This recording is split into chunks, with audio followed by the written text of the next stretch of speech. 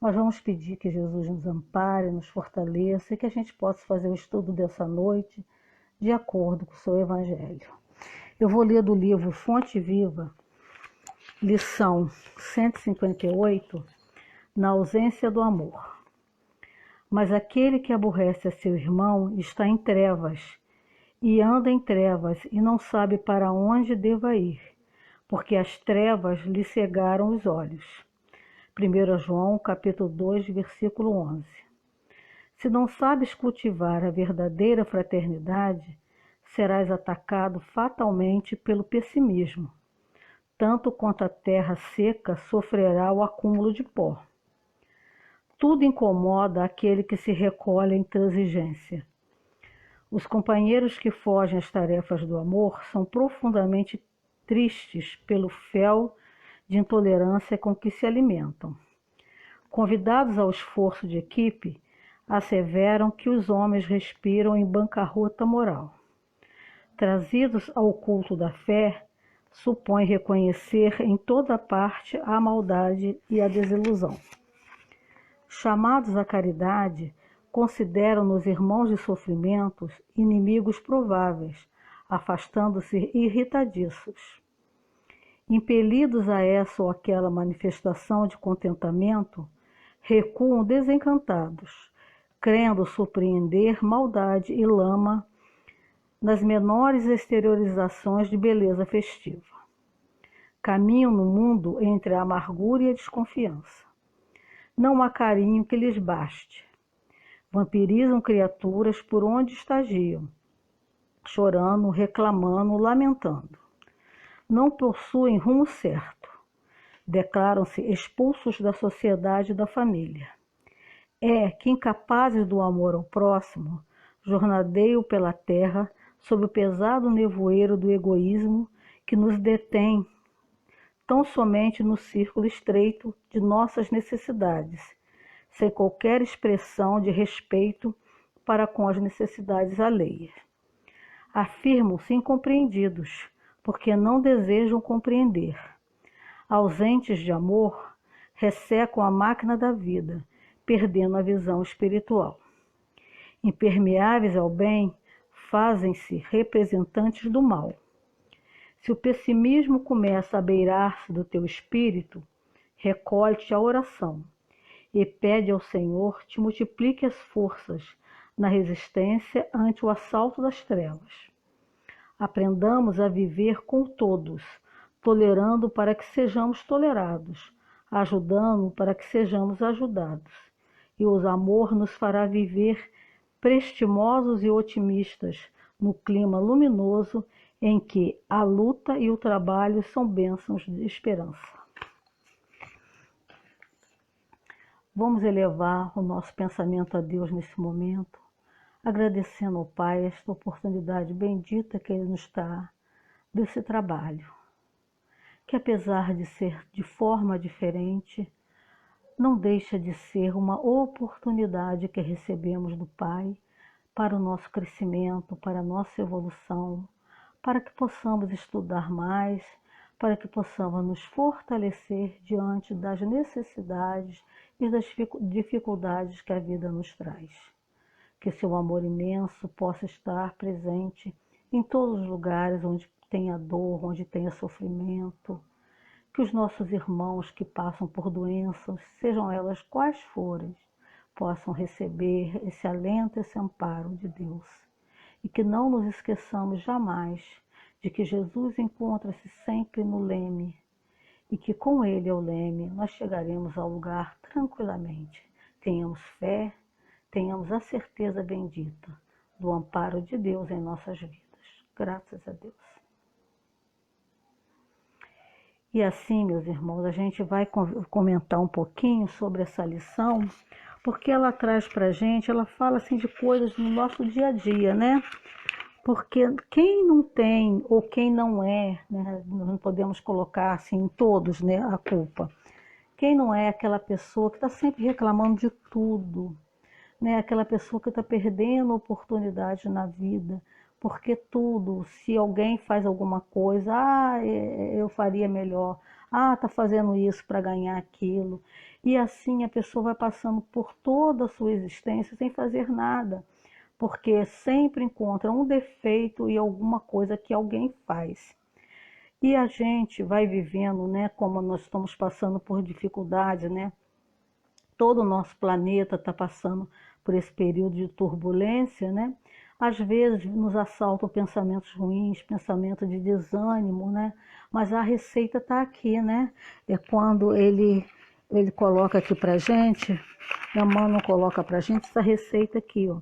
Se o pessimismo começa a beirar-se de teu espírito, recolhe-te à oração e pede ao Senhor te multiplique as forças na resistência ante o assalto das trevas.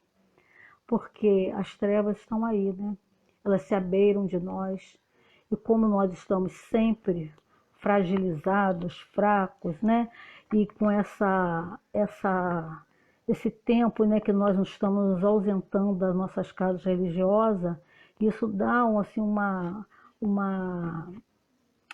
como que eu vou dizer, a gente fica meio fragilizado mesmo, né? E aí as trevas, né, querem crescer, né, junto de nós, mas que a gente possa se abeirar da oração, né? Pedir a Deus resistência. E esse último pedaço aqui é o pedaço que a gente vai aprender a ser feliz, né? Aprendamos a viver com todos, tolerando para que sejamos tolerados, ajudando para que sejamos ajudados. E o amor nos fará viver prestimosos e otimistas no clima luminoso em que a luta e o trabalho são bênçãos de esperança. Então tudo é oportunidade. O trabalho, a paciência, tudo é oportunidade. O estudo de hoje a gente vai fazer é sobre materialismo, né? O que seria, né? Materialismo, né? A gente vê, eu vou dar uma passada aqui, uma breve história do materialismo, né? O homem é naturalmente voltado para o espiritual. O ser humano é naturalmente místico. A dificuldade de entender o mundo levou o primitivo a crer que tudo vinha do sobrenatural. Os fenômenos naturais eram transformados em divindades. Pajés, sacerdotes e bruxos eram mediadores entre o humano e o divino. O mundo era regido a partir das forças divinas. Teocracia, fé como capacidade o mundo de conceber além do material transcendente.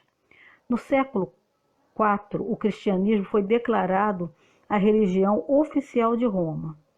No Ocidente, a predominância do cristianismo para explicar o sobrenatural e o mundo. Surgimento das grandes religiões para explicar o mundo, as religiões se multiplicaram e as explicações do divino, transcendental e místico era definido de acordo com a cultura e tradição de um povo. Então a gente vai vendo que no início o espiritual era o mais importante, né? E aí na Idade Média, do século V ao século XV, teve as cruzadas, a Inquisição, peste e fome. Então a religião se tornou um poder opressor, mais opressor do que o que explicava o divino. E veio o Renascimento, em virtude da redescoberta e revalorização das referências culturais, que nortearam as mudanças nesse período, em direção ao ideal humanista e naturalista. No século já XVII surgiu um pensamento divergente, considerado o pai do racionalismo. A dúvida era o primeiro passo para chegar ao conhecimento. Iluminismo, o século das luzes. O iluminismo representa a saída dos seres humanos de uma tutelagem que este mesmo se impuseram. E aí veio o cientificismo e materialismo. Todo o conhecimento, ao invés de ser empírico religioso, deve ser científico, baseado na experimentação, observação, repetição e comprovação. Ciência se torna proposta materialista. Agora, a gente não pode dizer aí veio o ateísmo. Por quê? Porque quanto mais se estudou, mais ficou difícil de aceitar a religião da forma que era imposta. Então as pessoas passavam tudo pela razão. E aí ficou o 880. Antes era tudo só religião, depois não queriam aceitar a religião. E quanto mais os homens estudavam, mais eles achavam que eles sabiam de tudo. E em sabendo de tudo, eles não queriam aceitar Deus, não queriam aceitar as religiões. Eles se tornaram materialistas, ateístas, né? Que são ateus, que não acreditam em nada. Mas, na verdade, nem todos os materialistas são ruins, né? O materialista, há pessoas que são materialistas e são íntegras, virtuosas, elas só não acreditam em Deus. E esse não só é um todo, porque quando se vive o materialismo, o que acontece? Você vive como se ao túmulo terminasse tudo. E se ao túmulo termina tudo, por que eu tenho que me privar das coisas que me satisfazem nessa vida? E aí a gente vai partir para o mundo atual que nós estamos vivendo, que é um mundo materialista, aonde nos enfiam de goela abaixo a mídia e tudo que está ao nosso redor, de que nós temos que ser felizes. Não importa de que forma, o importante é ser feliz. E o que seria a felicidade? Nesse mundo de consumismo, felicidade é ter, não é ser, né? Deixou-se de ser feliz para ter. E o ter, ele nunca satisfaz. O ter é, como a gente fala, um saco sem fundo, que vai se colocando coisas e vai dando em nada. Porque hoje eu quero um carro, né? Mas o outro quer um carro zero. E o outro quer um carro bem melhor. O outro quer um helicóptero. E quanto mais as pessoas vão tendo, o vazio vai ficando enorme, porque você já lutou, já conquistou aquilo. E aquilo não tem mais a menor importância. E a gente vai consumindo, porque a mídia diz que você, para ser feliz, você tem que ter, para os jovens principalmente, e para os adultos também, mas principalmente os jovens que estão nessa idade ainda, de muita vaidade, né? De querer ser aceito pela sua turma, eles fazem o quê? Tem que ter o tênis tal, tem que ser comprado na loja tal, tem que ir nesse ou naquele lugar, aquele lugar ali não recomenda bem, mas não é que não recomenda bem porque é um lugar imoral ou um lugar que tem coisas ruins, não. É porque é um lugar chinfrim, é um lugar brega, é um lugar que só dá velho, ou um lugar que só dá gente assim, ou gente assada, porque é o ter que vigora no mundo. E nessa forma de viver, nesse atual mundo que nós estamos enfrentando, o que acontece? Criamos legiões de egoístas, de muito egoísmo, porque o egoísta, ele não é que ele é ruim, mas o que acontece para ele, né? Ele quer ter alguma coisa. Para ele ter aquilo, ele vai pisando por cima de todo mundo. Se fizer mal para alguém, daí. Se não fizer, melhor. Mas o que ele quer é ter. E aí nós vamos vendo das coisas pequenas, as coisas macros.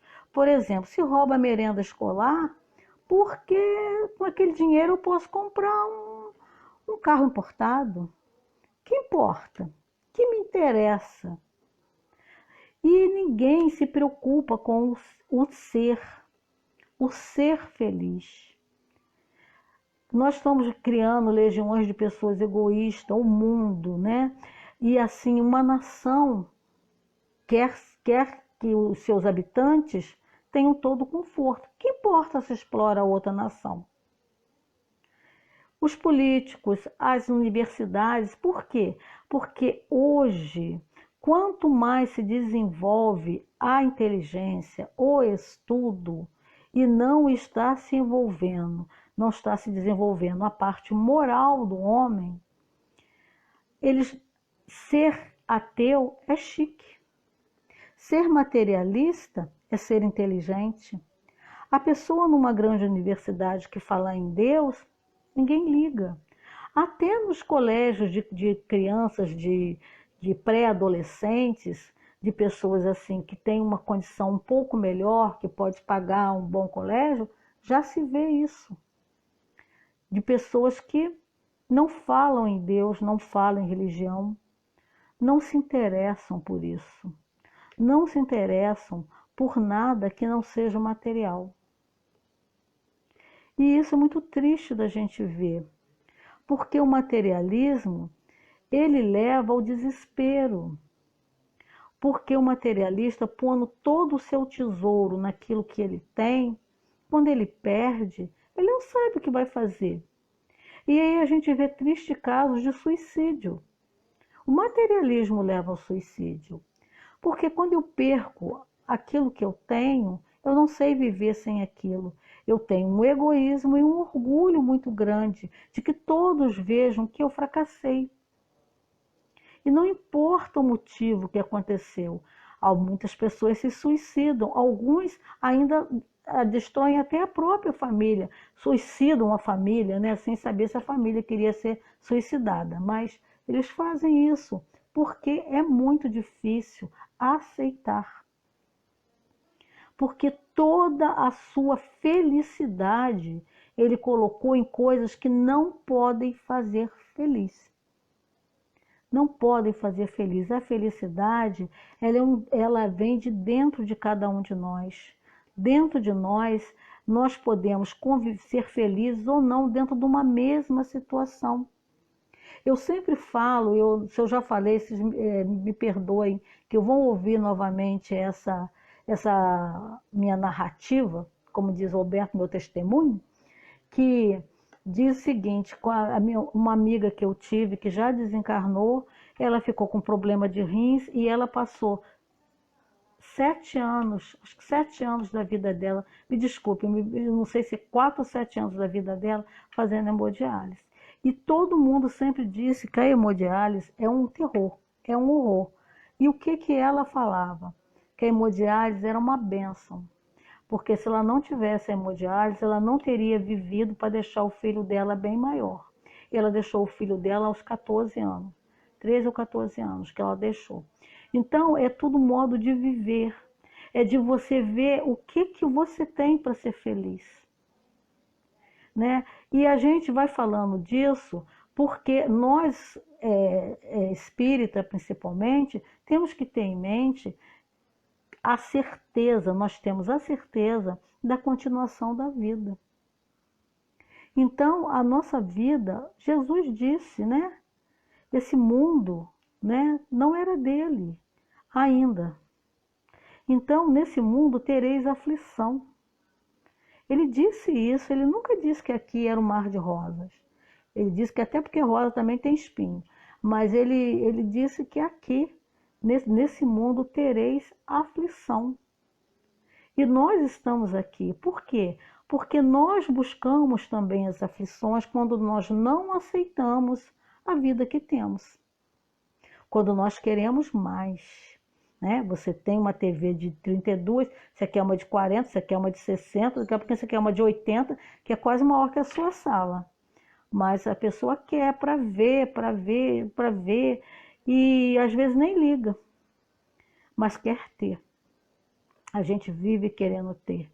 O celular assim, o jovem principalmente, celular assim, de outra forma, para fazer 1000 coisas, coisas tão desnecessárias, que não contribuem nada para a felicidade, que não dão a alegria verdadeira. Dá aquele contentamento quando você consegue alguma coisa, mas a alegria verdadeira não dá, né? A gente, aqui no prefácio do livro do Evangelho segundo o Espiritismo, está assim: os Espíritos do Senhor, que são virtude dos céus, com o imenso exército que se movimenta desde que dele recebeu o comando, espalham-se sobre toda a superfície da terra, semelhante a estrelas cadentes, vem iluminar o caminho e abrir os olhos ao cego. Então, eu vos digo em verdade, são chegados os tempos em que todas as coisas devem ser restabelecidas em seu sentido verdadeiro, para dissipar as trevas, confundir os orgulhosos e glorificar os justos. As grandes vozes do céu ressoam como o som da trombeta, e os coros dos anjos se reúnem. Homens, nós vos convidamos ao concerto divino. Que vossas mãos tomem a lira, que vossas vozes se unem e que um hino sagrado se estendam e vibrem de uma extremidade à outra do universo. Homens, irmãos a quem amamos, estamos junto de vós, amai-vos também uns aos outros, e dizei do fundo do vosso coração, fazendo as vontades do Pai que está no céu, Senhor, Senhor, e podereis entrar no reino dos céus. O Espírito de verdade. Por que eu estou lendo isso aqui? Porque a gente pensa assim, o que o Espiritismo pode contribuir? Então a gente vê aqui uma chamada, né, já no prefácio do Espírito de Verdade, nos conclamando para que a gente possa amar um ao outro, para que o Espiritismo mude essa ideia, para que o Espiritismo traga luz a essa ideia. A pergunta que veio para nós aqui, ela diz assim: por que os anatomistas, os fisiologistas, em geral aqueles que se aprofundam nas ciências naturais, são com frequência levados ao materialismo? O fisiologista narra tudo aquilo que vê, orgulho dos homens que creem tudo saber e não admite que alguma coisa possa ultrapassar os seus conhecimentos. Sua própria ciência os torna presunçosos. Pensam que a natureza não pode ocultar-lhes nada. Não é de lamentar que o materialismo seja uma consequência de estudos que deveriam, ao contrário, mostrar ao homem a superioridade da inteligência que governa o mundo. É necessário concluir que eles são perigosos? Não é verdade que o materialismo seja uma consequência desses estudos. O homem é que tira deles uma falsa consequência. Por quê? Porque ele pode abusar de tudo, menos das melhores coisas. O nada, aliás, os amedronta mais do que demonstram. E os espíritos fortes são frequentemente uns fanfarrões mais que corajosos. No mais das vezes, são materialistas por não terem nada com que encher o vazio do abismo que se abre diante deles. Mostre uma âncora da salvação, e a ela se agarrarão apressadamente. Então, é o estudo que faz com que os homens fiquem presunçosos? Não. São os homens, são o orgulho que faz com que eles fiquem presunçosos. Jesus já nos dizia, tem aqui na Bíblia, em Lucas, que ele diz que não se pode servir a Deus e a Mamon. E o que seria Mamon? Mamon significa tudo, o dinheiro, o mundo, as coisas do mundo. Ah, mas então eu não posso ter nada do mundo? Não, pode. A gente só não pode valorizar mais as coisas do mundo do que as coisas de Deus, do que as coisas verdadeiras, do que os sentimentos, do que a família, do que a moral, do que é bom de verdade. Não é? E a gente vê também em Paulo, que tem aqui, Paulo diz assim, eu peguei aqui só um pedacinho final que é do amor ao dinheiro, que ele diz assim: de fato é grande a fonte de lucro a piedade com o contentamento, porque nada trouxemos para esse mundo e nada podemos levar dele. Tendo, porém, sustento com que nos vestir, estejamos contentes. Mas os que querem ficar ricos caem em tentação e em laço, e em muitas concupiscências loucas e nocivas, as quais submergem o homem na ruína e perdição. Porque o amor do dinheiro é a raiz de todos os males, e nessa cobiça alguns se desviaram da fé e se transpassaram a si mesmo com muitas dores. Por quê, gente? Porque a gente vê aqui o amor ao dinheiro. Não é o dinheiro. O dinheiro é bênção, porque o dinheiro pode comprar o remédio, pode comprar o agasalho, pode comprar o alimento. O remédio pode, o dinheiro pode fazer uma empresa que dá empregos. O dinheiro é uma bênção. O amor ao dinheiro é que faz com que a pessoa se desvie, porque é mais fácil a pessoa se desviar com o dinheiro do que sem ele, não é? E aí a gente vai falando isso tudo e vai pensando assim, e nós? Nós que sabemos, né, da comunicação dos mortos, que sabemos da reencarnação, que sabemos do mundo espiritual, será que nós somos materialistas? Será que nós ainda estamos vivendo num mundo dando valor mais às coisas materialistas do que às coisas do espírito?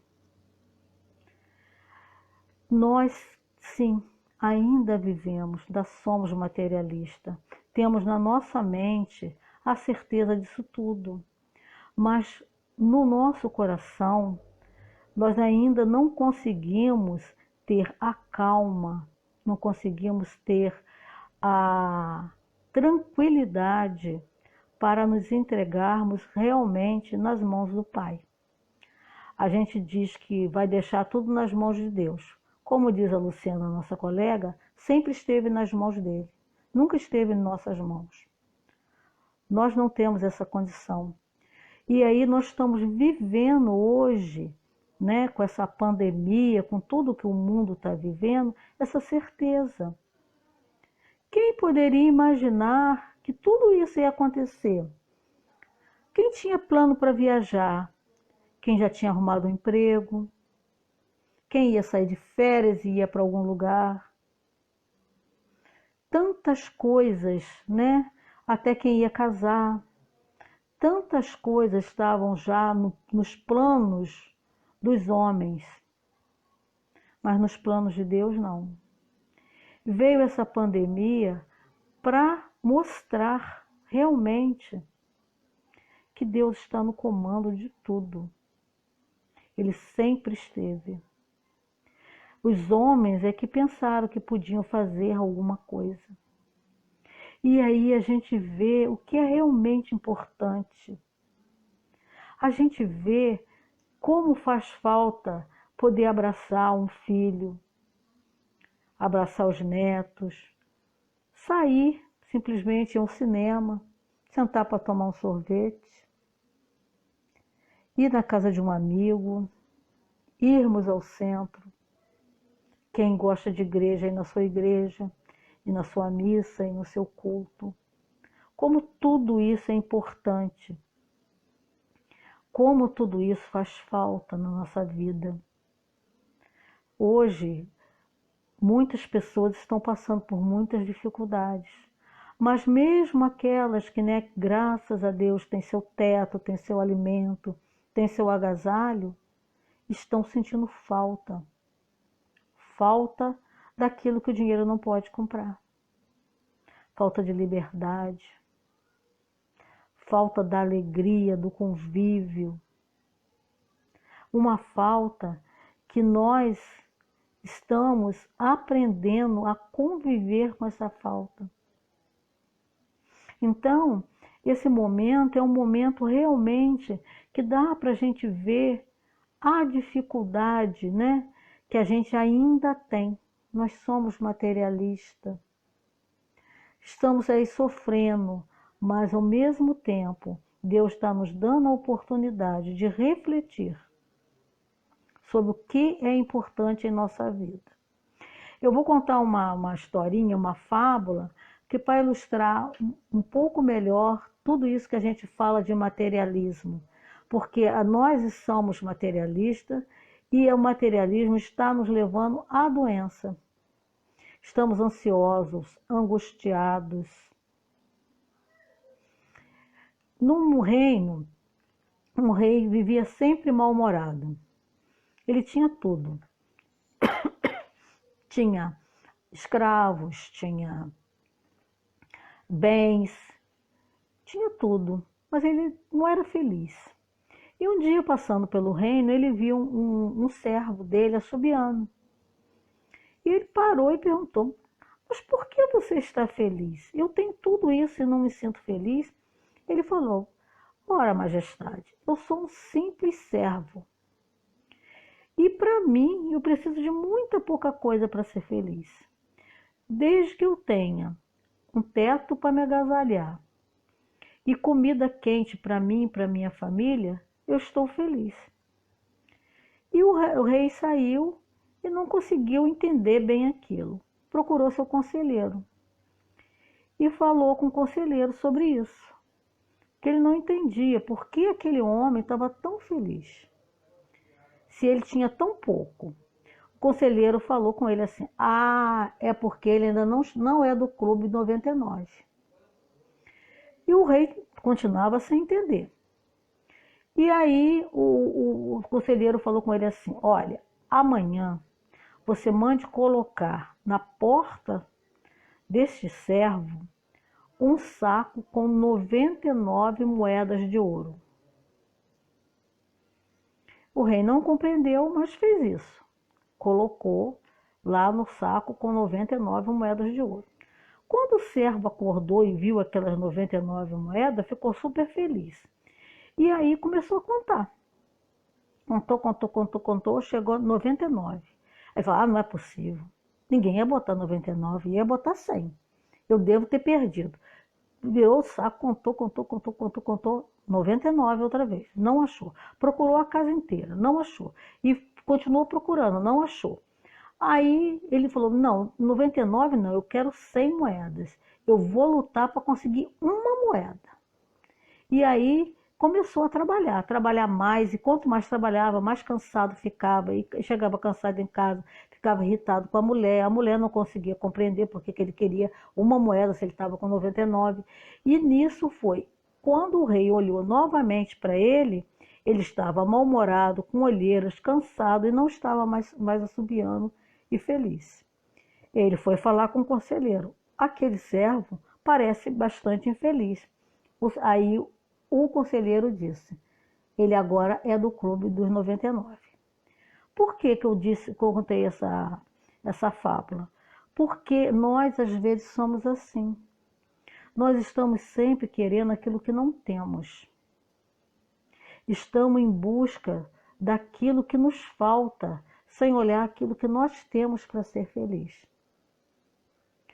E a gente passa a vida com ansiedade, buscando: eu vou ser feliz quando eu pintar minha casa, eu vou ser feliz quando eu mudar para uma casa maior, eu vou ser feliz quando eu conseguir comprar aquela bolsa, eu vou ser feliz quando o meu filho estiver naquele colégio, eu vou ser feliz. E o tempo todo a gente vai assim, colocando para Deus condições para que a gente seja feliz, sem esquecer que nós temos muitos motivos para ser feliz.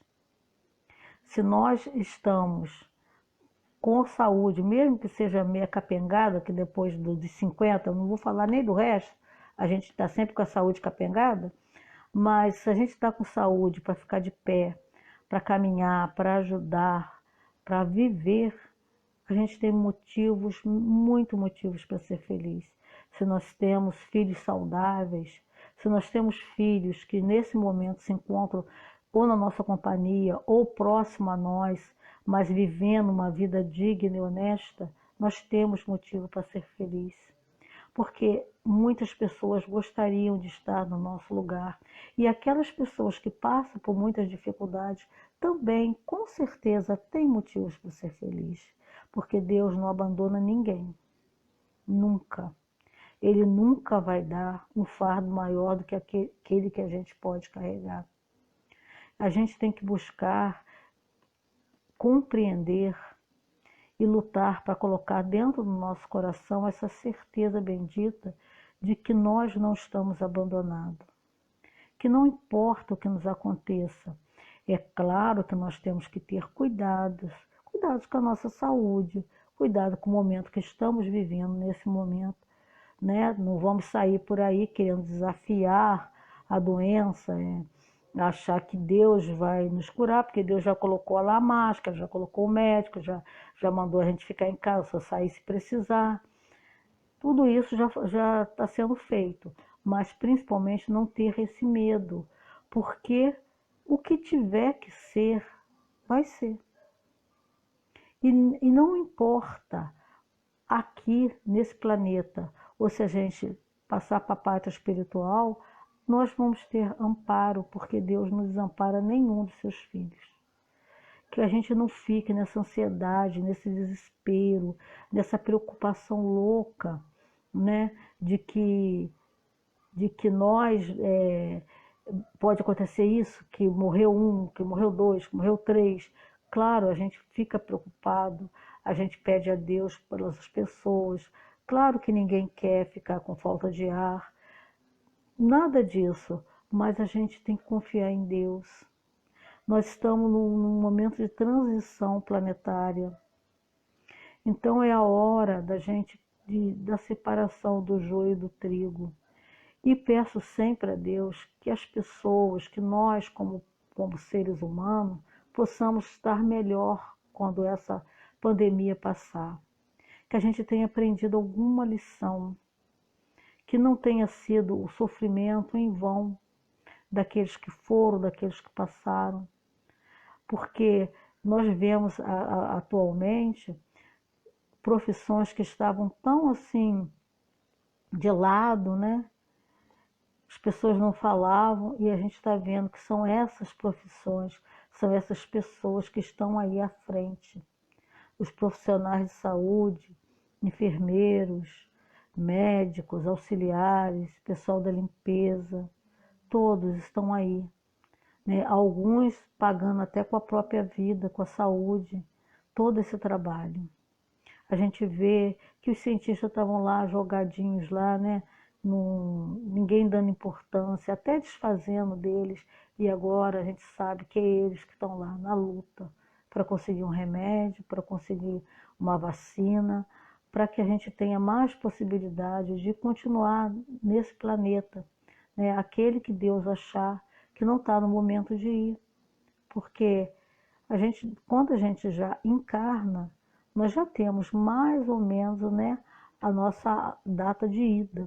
Algumas pessoas abreviam sua vida, mas em não abreviando, a gente tem mais ou menos a data prevista para a nossa desencarnação. E nesse propósito, né, os cientistas estão lá fazendo remédio. Se Deus permitir, eles vão conseguir, com certeza vão conseguir, porque esse nosso planeta vai ser um planeta melhor. Vai ser um planeta onde não vai haver tanta maldade, né? Porque o mal é a ausência do bem. E o bem vai se fazer de uma tal forma que as pessoas vão se envergonhar de fazer o mal. Outro dia eu estava pensando sobre isso quando eu saí à rua. No início da pandemia, quem estava usando máscara era olhado esquisito. Hoje, quem está sem máscara que é olhado esquisito.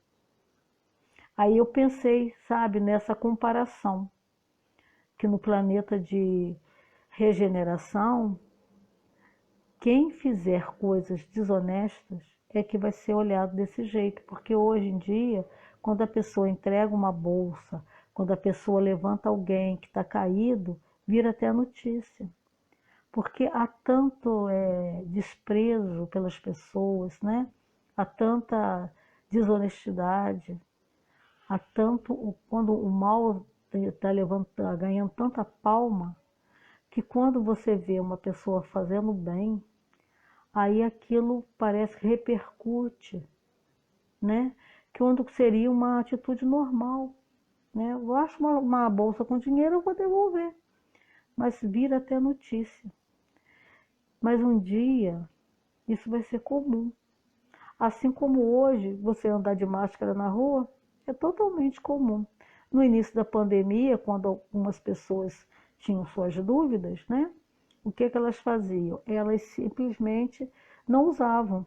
E aí quem saía era olhado de forma esquisita. Então é sempre assim.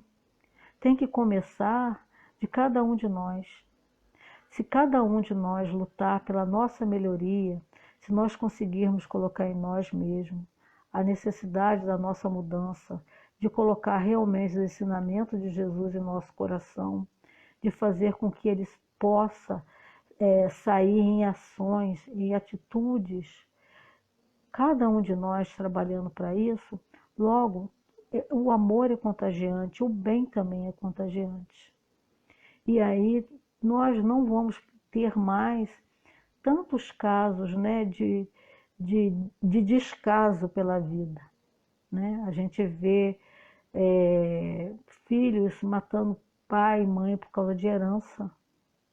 Né? Umas coisas assim que nos parece absurda, mas que acontece. Isso é o materialismo, né? É o materialismo. E o espiritismo tem essa função, a função de fazer com que a gente, o materialismo, desculpe, que eu fui ler uma mensagem ali e me enrolei, mas o espiritismo tem essa função, a função de fazer com que a gente olhe o que é real. O que eu estou plantando para me levar para o mundo espiritual? É isso que vai importar. O que eu tenho vai ficar. Às vezes vai ser motivo até de briga, motivo de confusão. Às vezes vai ser motivo de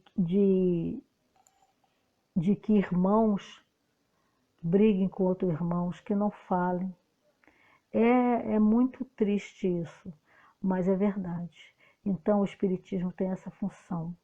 E cada um de nós que abraçou essa doutrina, nosso trabalho é esse. É poder, através das nossas ações, mostrar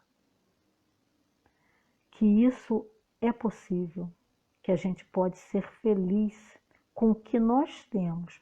Não que a gente não possa lutar para ter mais, mas que a gente tenha a hombridade de nunca querer pisar em alguém para a gente ter alguma coisa. Que a gente possa sempre ter a certeza de que aquilo que nós recebemos é o que de melhor Deus poderia fazer por nós. É isso que eu tinha para falar. Me desculpe, é a primeira vez, fiquei nervosa, não sei nem como é que está a imagem, não sei como é que está tudo, mas o recado é esse, que a gente possa lutar contra qualquer forma de egoísmo, de orgulho, que a gente tenha sempre certeza de que o que é verdadeiro é o que a gente traz no coração. É aquilo que a gente traz, é aquilo que a gente faz, de bem ou de mal. Se fazemos de mal, vamos arcar com isso. Se fizermos de bem, com certeza alguém vai nos reconhecer e Deus vai reconhecer. Que Jesus nos abençoe, nos fortaleça, nos ampare, que nós possamos passar por tudo isso que estamos vivenciando e que tudo que nós vivermos sirva para que nós possamos melhorar o nosso modo de ser, tá bom? E que breve a gente possa voltar para a nossa casa espírita, cada um possa voltar para o seu local de fé, porque é muito necessário. Vou fazer uma prece pedindo que quem está acompanhando possa também elevar os pensamentos a Deus, rogando ao Pai que ampare a cada um dos irmãos que nesse momento, Pai, se encontram em desespero, aqueles que reconhecem, Senhor, a necessidade de ajuda, porque a ajuda se faz necessária, Pai, nos corações daqueles que estão com dificuldade, Senhor, para alimentar sua família, aqueles que se encontram desesperados ao ponto do suicídio, Pai, que eles possam receber, Senhor, da espiritualidade maior, o amparo necessário, que eles possam ter olhos de ver, ouvidos, Senhor, de ouvir tudo aquilo que os protetores espirituais estão oferecendo nesse momento, tendo sempre a certeza, Pai, que ninguém ficará desamparado, que sempre haverá um amigo para lhe ajudar, para fortalecer. Ampare, Senhor Jesus, aqueles que se encontram nos hospitais, os médicos, enfermeiras, todos aqueles, Pai, que estão trabalhando neste momento. Igualmente, Senhor, te pedimos por todos os governantes desse nosso planeta, para que eles tenham, Senhor, a consciência desperta para a necessidade de amparo, para a necessidade de trabalhar pelo bem comum. E assim, Senhor Jesus, eu lhe agradeço mais uma vez essa oportunidade e lhe rogo, Pai, que seu amor infinito esteja no coração de todos nós. Graças a Deus. Obrigado, meus irmãos, muito obrigado por tudo, tá?